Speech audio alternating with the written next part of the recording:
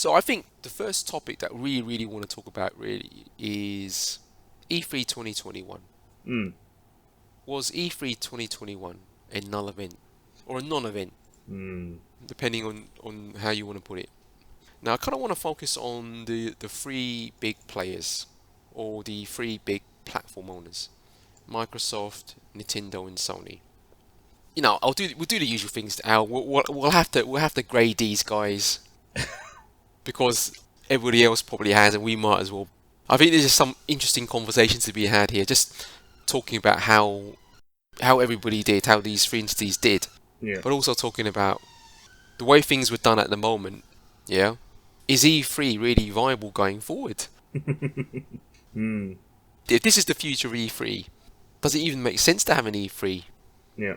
Yeah. Yeah. That's the question I really want to pose. And I've been to E3 a couple of times, so I've got some on the ground experience with it. Is there actually a place for an event like this going forward? Yeah, that'll be an interesting part of the conversation. Mm. So let's just get into this. Yeah. So in terms of Yeah. E3, we obviously had Microsoft, who did a joint event with Bethesda.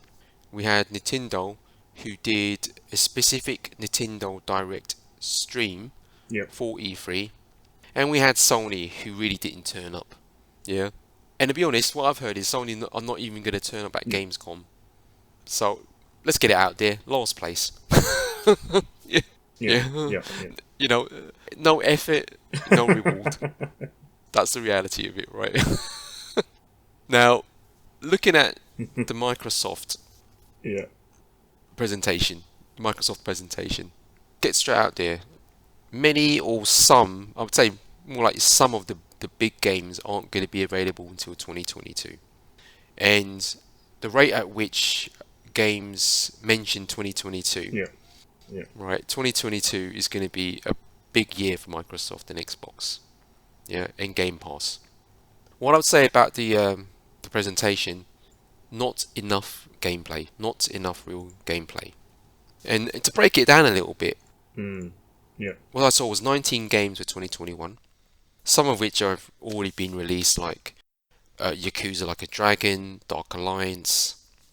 Some notable things coming out in July: The Ascent, which looks like some sort of action RPG, come kind of shooter, but looks kind of quite compelling. And there's also Microsoft Flight Mm-hmm. Simulator, and it looked like with a Top Gun Maverick expansion. Maverick being, Tom Cruise's character's call sign. And that could be quite a landmark Mm. release for the Xbox as well, because we all know how hard Flight Simulator pushes even high-end PCs. And if they can get that running on an Xbox Series X, even a Series Yeah. S, that would be quite a remarkable accomplishment. What is a system seller is another question, because a flight simulator is a flight simulator. Yeah. Only certain people will be playing it Exactly, or exactly. looking to play it. It would be a really great technical showcase. That's how I looked at it. Mm-hmm. Mm-hmm. And, they've got also Hades coming out in August, but that's across all the platforms. 12 minutes looked quite interesting, and that has some well-known actors and actresses in it. I think, is it Daisy Ridley or Riley, the actress from Yeah. Star Wars? Yeah. Yeah. Yeah. Yeah. I think she's actually in this game Mm-hmm. or Mm-hmm. voicing it. Psychonauts 2 comes out in August. That looked good. But then we get to what I'd call are two really show-stopping games, for the Xbox. Mm-hmm. First one, and this is really one for you, Al, Mm-hmm. is Forza Horizon 5. Yeah. Comes out in November. I mean, this thing is cross-generation. Mm-hmm. Mm-hmm. However, it looks stunning. Yeah. You know, Yeah. it looks stunning, and I think it was the Xbox they showed it on, but it absolutely looks stunning. The level of detail, everything looked super, super smooth. Yeah. They also talked about the location being in Mexico, Mm-hmm. Mm-hmm. in that they've really collaborated with certain artists, Yeah. yeah, Yeah. out in that country, just to produce in-game objects, items Mm. that sit in the kind of game world they've built. It's just genuinely really, really impressive. It's again the same sort of thing that we said about Horizon Yeah. Yeah. It may be cross-gen, but it's super, super, super impressive. Yeah. I'm sure Microsoft, got no backlash from saying it was cross-generation, but they always said they would be doing kind of cross-generation. So that Yeah. was, to me that looked like a reason to have, an Xbox Series X or S. Although, well, maybe that's the second topic when we talk about gaming portables. But with I think there's an alternative that's coming that should be coming. But we'll touch upon that a bit later. But I think it is a if you want a good top level racing sim or racing kind of experience, I think that's the game to kind of go for. And God knows when Gran Turismo is going to be out from the PlayStation kind of side of things. So Yeah, correct. mm, But I mean, the graphics themselves looked amazing. I mean, I think there was a couple of scenes where they would just showcase the level of detail in the geometry of a particular scene, and you kind of assumed it was just there to kind of demonstrate just in a fairly static way the level of detail they could have in a scene. And then they had the cars just kind of come into view, and you kick into gameplay more or less straight away. And yeah, that for me was wow. You know what I mean? I didn't expect that. But yeah, yeah, now beyond Forza Horizon 5, the next show-stopping item was obviously Halo. Yeah, Halo Infinite makes a return, and now it looks as if it's been split into two parts.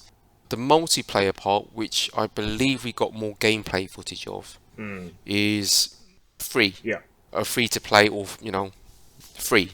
Now I don't know what that means. I don't know if that means it's like for lots of free to play model, or it's just free. Don't know. I think they just said it's free. Yeah. It's going to be a Fortnite. That's what it's going to Yeah. be. I hope not. But I gotta admit, it did look very interesting. I gotta admit, it did look very interesting. Whether I'll play it, not sure yet. Not sure. Yeah, But Halo multiplayer back in the day was super stellar. yeah, yeah, yeah, I yeah. spent a lot of time with it. And as for the campaign, they didn't really show any real gameplay footage. Yeah, They did show a sweeping pan of the landscape. They panned across it. They kind of went into it. I guess they're just trying to demonstrate an improvement in some of the graphics fidelity, yeah, which I think they achieved, if I'm being honest. But it was just a little bit disappointing. They didn't have any, real gameplay. Yeah. yeah, So I'm less excited about that side of things. yeah. Less excited. And I don't believe they have an actual release date. No, yeah, Yeah. yeah, yeah. I mean, there are a few other things to look forward to in 2021. As far as I can make out, Halo Infinite and Forza Horizon 5, those are the big hitters for the tail end of this year. Yeah, those are the big hitters. Yeah. Now, looking at 2022, 2022 looks to be an interesting year for Microsoft and Xbox. So they demoed Stalker 2, which is, and Stalker's really a PC game. Yeah, yeah. It has a kind of very kind of Metro-esque vibe to it. That's what I remember about the first Stalker. Now that really did look impressive as well. Looked like a high-end PC game, if I'm being honest. But the demo itself, I'm not sure it was running on an Xbox. It may have been just a PC. But nevertheless, looked really, really impressive. Yeah. Yep, Yeah, really, really impressive. So that looks like something that I don't know about System Seller. It's good to know that it's there. If the Xbox is able to run it like I saw it, that's going to be an impressive game Yeah. that people are going to want. And honestly, they showed off Starfield, Yeah.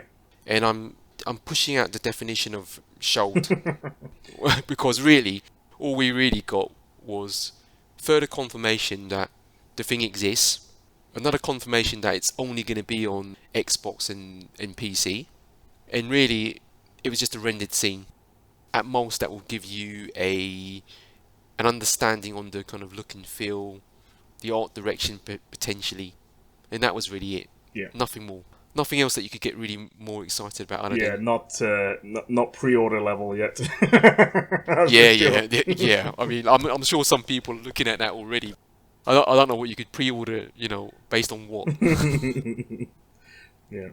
They also had the Outer Worlds 2, but again, that had no real gameplay footage at all. The development studio kind of tongue-in-cheek acknowledged that during the video they showed. Mm. But that's coming in 2022. There's Replaced, which I really like the look of. So it's none of these quote-unquote indie type games with pixel art. Mm-hmm. Had really good-looking lighting. Mm-hmm. Yeah, Mm-hmm. that did have gameplay. And all I can say about that it looks cool and it looks also super violent. One of the opening moments of the demo, they had an arm break Mm. and then a headshot. That's how it looked to me anyway.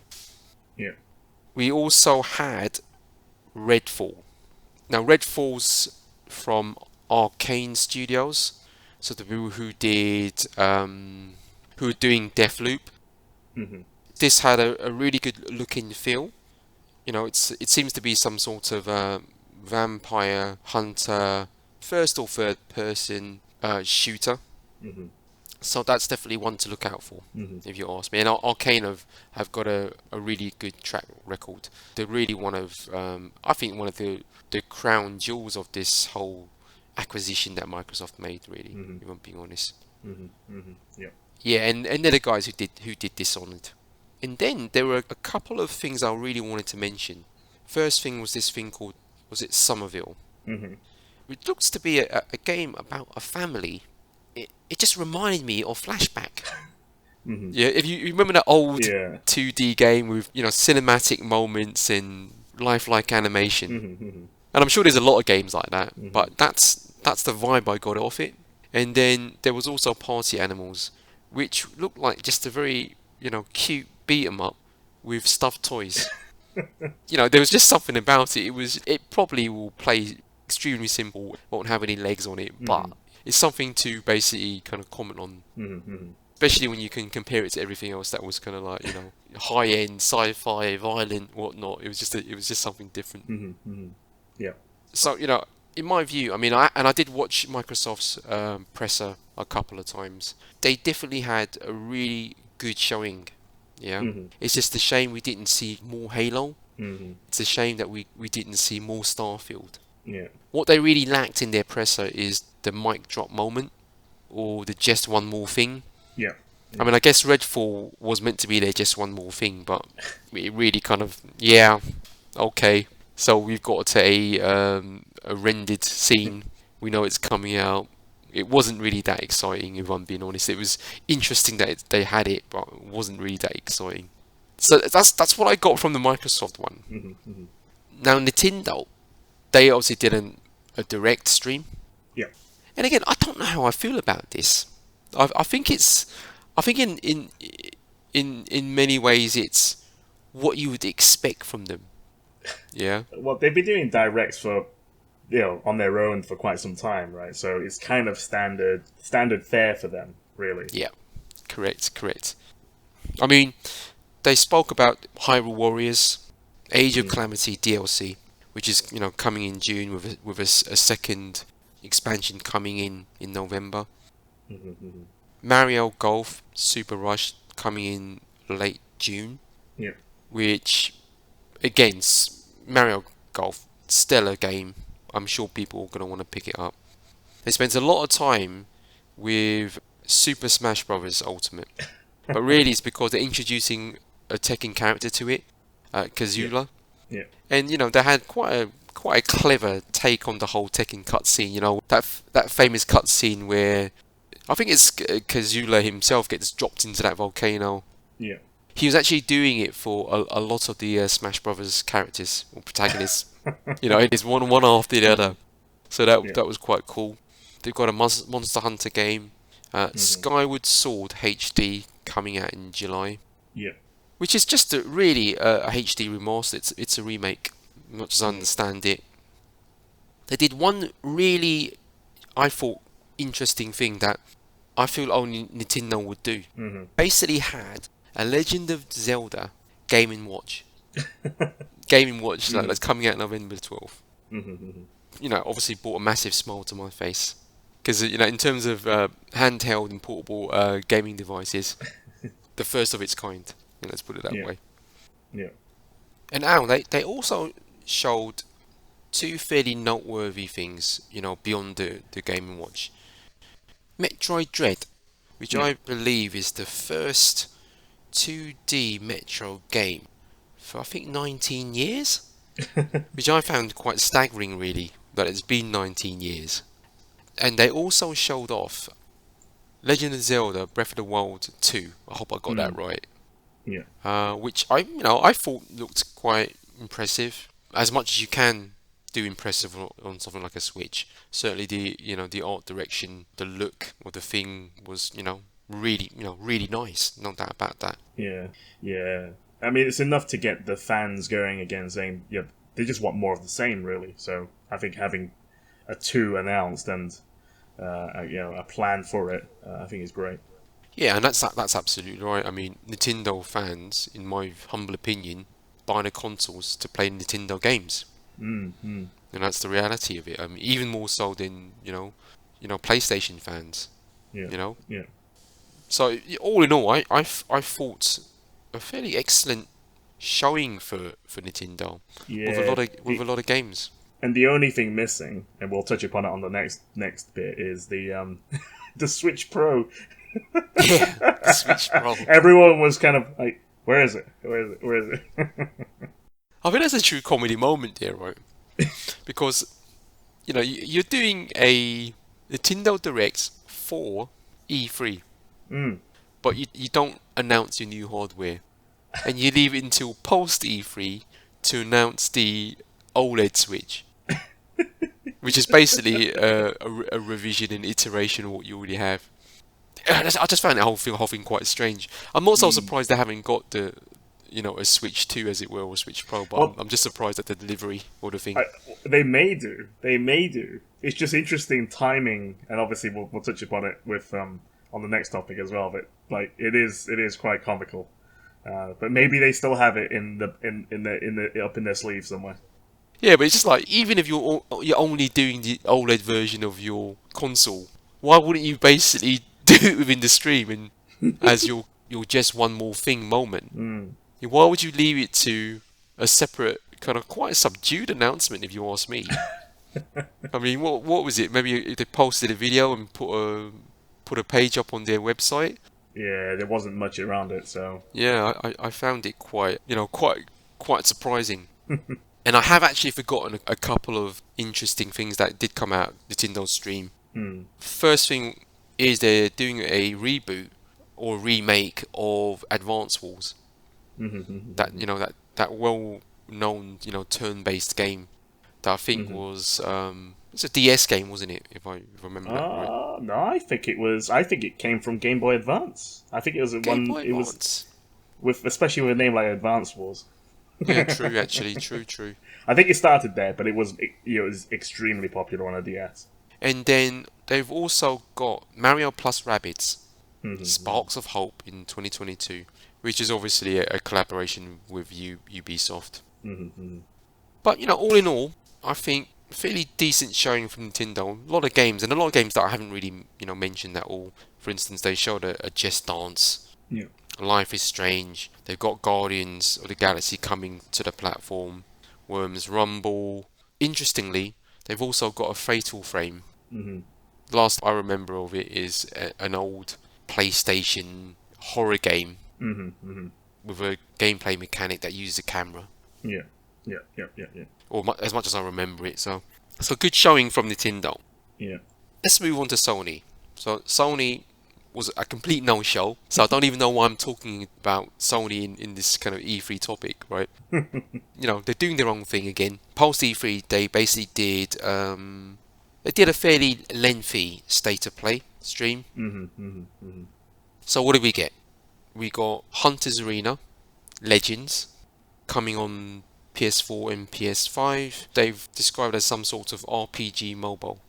They've got New Tribes of Midgard, which is an action role-playing game coming in late July, which is 4-player co-op, which I kind of think looks a little interesting. I'm not sure it's my cup of tea, Hmm. but it looks interesting enough. They had Fist Forged in Shadow, touching down in September. This I think is something that's been brewing for a while. Hmm. It's just that it seems to have basically broken cover, and we're seeing kind of some gameplay footage of it right now. Hmm. And then they also had, and this was I think a good part of the actual state of play, Deathloop. Hmm. Hmm. I think there was a 9-minute demo of the thing. It's coming in September, and really the whole premise of the game, and I'm really oversimplifying this, is you're tasked with assassinating 8 targets, and you're also being hunted yourself. And obviously the death loop, Yeah. die and it resets and you start the day over again, that sort of thing. Yeah. And as it's an arcane game, we know it's going to be system-based gameplay, so it's going to be, I think, reasonably deep. Hmm. Hmm. But what I would say about the actual demo and the stream in general was, my God, it did look really jerky. And I don't know if it's the stream or something else. I thought to myself, Hmm. I hope the game doesn't play like that, because this thing looks extremely jerky. Hmm. Hmm. And moving on from that, they also had this thing called Lost Judgment. It seems to be a spin off the Yakuza series, Hmm. where Yakuza is now going turn-based, and Lost Judgment basically retains the real-time action element of it. That's coming out September.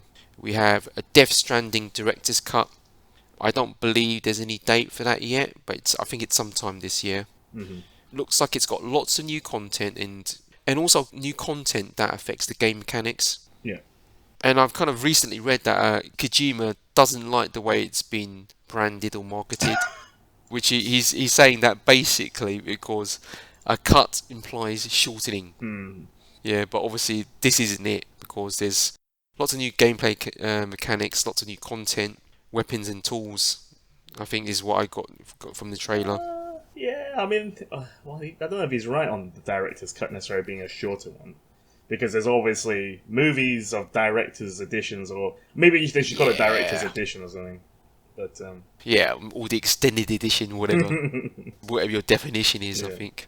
But I'll tell you what it reminded me of. It reminded me of Metal Gear Solid 2 Hmm. Substance, Hmm. Hmm. right? Because there was, I'd call it, a director's cut, an extended version of Metal Gear Solid 2, where you could even basically skateboard. Hmm. Hmm. You'd have this kind of like skate park where the oil rig was.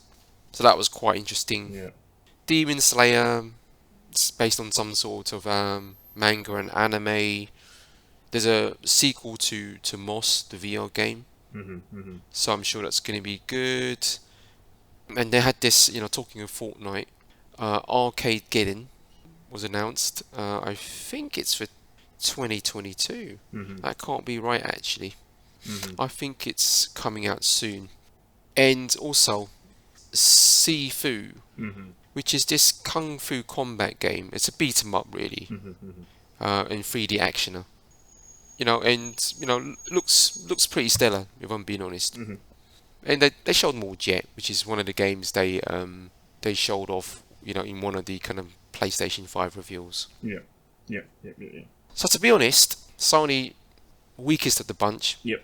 I mean, if I'm being honest, it wasn't a bad state of play. Hmm. But if you take it in the context of E3 and what Microsoft and Nintendo have done, you kind of think, wow, gosh, why didn't we get more? I mean, they've got some pretty good games there. To be honest, doesn't feel like it's a lot, and Yeah. so you kind of speculate that maybe they're kind of saving stuff up for a bigger reveal like they did before. PlayStation Experience or whatever they're going to do. But it just feels strange. I mean, Sony just seems to be doing their own thing. They're kind of saying, you guys are going to do, E3, well, F you. We're not doing any of that. We're going to do our own thing. Yeah. Yeah. Yeah. Yeah. But then again, I don't know. I think all of them didn't really have that much of a showing, except for maybe Nintendo. If anything, the third parties, I think, won the most out of it. Yeah, I didn't look much at the third parties. So I would say Battlefield 2042. That was probably the biggest one. Yeah, I did see the trailers for that, and videos for that, and it's interesting. I mean, I think what interested me is these big time environment or weather events, like the sandstorms, like that tornado. I thought that's impressive. Yeah. But those sorts of things don't necessarily make a good game, right? No, I mean, Yeah. most of it, I don't think it was all cinematics. I think anyway from the 2042 trailer, which they showed off anyway, and I think it got people a bit interested in it again because Battlefield. And actually, to be honest, I'm not looking forward to 2042. I'm probably looking forward to a sequel to 2142, which was the sort of last kind of main futuristic one that they did. Yeah. It's going to be interesting, I think. Yeah, and I guess the other big one for me was Diablo 2. They gave a date for when that was, so that was a kind of a key one for me. And I think they showed off quite a few things around it as well. That was through Activision, was it? Yeah, Activision Blizzard, I guess. Yeah, I didn't really pay much attention to, I would say, the publishers, like the EAs and Activisions. Yeah. I really wasn't that interested because I think half the time you kind of know what to expect. But yeah, I mean, definitely there's some big games coming out of those guys. But out of the big three, I mean, if I had to say who won it, I mean, for me it was probably Microsoft, followed by Nintendo. Sony was just last place because they didn't really turn up. They weren't really doing anything. And Microsoft, just for the sheer weight of games, really, more than anything else. Nintendo did what they had to do, that's for sure. But the weird thing, not announcing your OLED Switch, your next iteration of Switch, at that stream was just, for me, it was a mildly bizarre. Yeah. But that kind of leads me on to my next question, really, and it's, does E3 even need to exist? If all you're doing is really churning out videos in streams, what's the point? If this is going to be the future. Well, it needs a reason for you to be there, because I guess you need the exclusive merch or exclusive things, additional. I guess it was demos and other things. I guess, and I guess Joe, you can talk about some of your experiences of actually attending because I've never been to one, so I'd imagine there's a lot of other things kind of going on. But is that enough? I think is probably the question.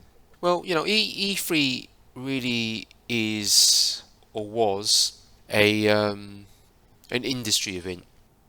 So you're going there to do business. Is what I'm trying to say. Yeah. But for press and fans and whatnot who can make their way there, what you'll get is early access to maybe some games. There's a big area with booths and you can get hands on. Press will basically be able to kind of organise, let's say, interviews, hands on with the devs. Yeah. So that's where it's quite valuable from that perspective. The press events themselves, if you're a fan, are really, for me anyway, it was always going to be about excitement and spectacle. And I think obviously, if you're doing things via stream, you haven't got the audience there, you're going to lose all of that. Yeah. You're going to lose all of that. Now, that's not to say you need it. I'm not saying you need it.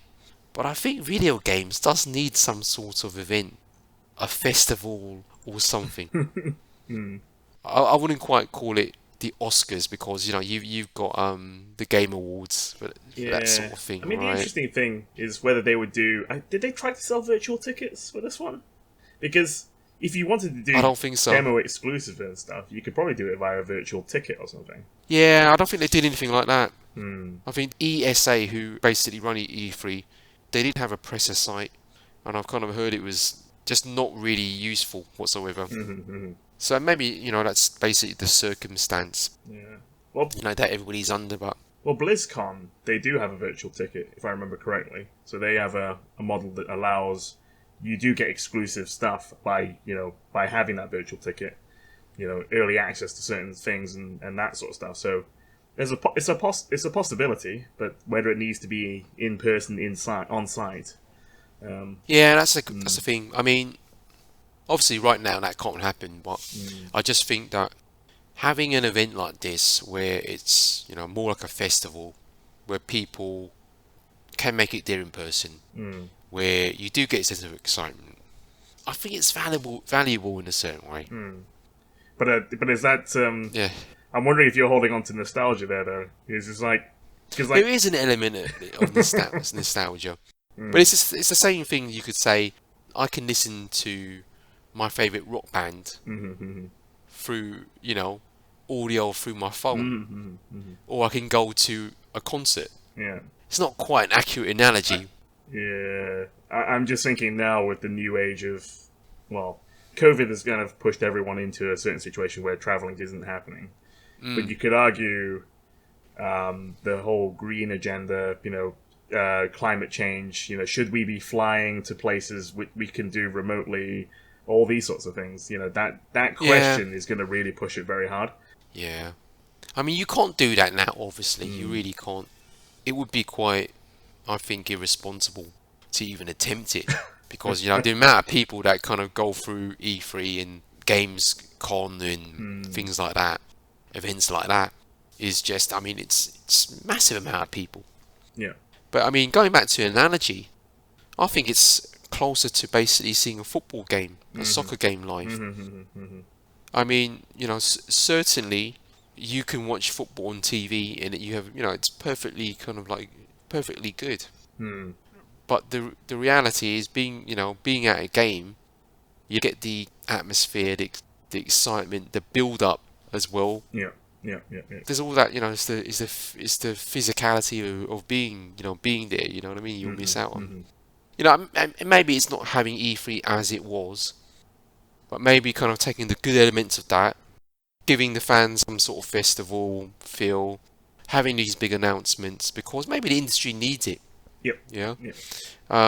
But then again, taking away some of the stuff that was, less efficient, like you said, some of these press interviews, some of these hands-on demos. With technology today, surely they can be done kind of remotely. Yeah.